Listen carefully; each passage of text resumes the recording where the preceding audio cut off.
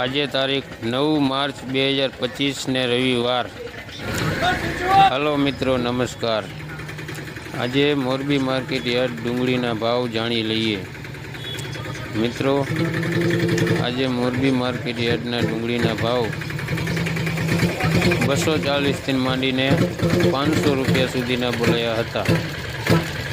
તો મિત્રો, આ હતા આજના ડુંગળીના બજાર ભાવ।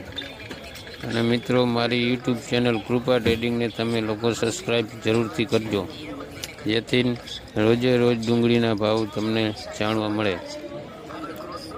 અને મિત્રો, આજે ડુંગળીની આવક વિશે વાત કરીએ તો 500 કટ્ટાની આજની આવક હતી। સારી એવી આવકની સામે સારા એવા ભાવ પણ હતા।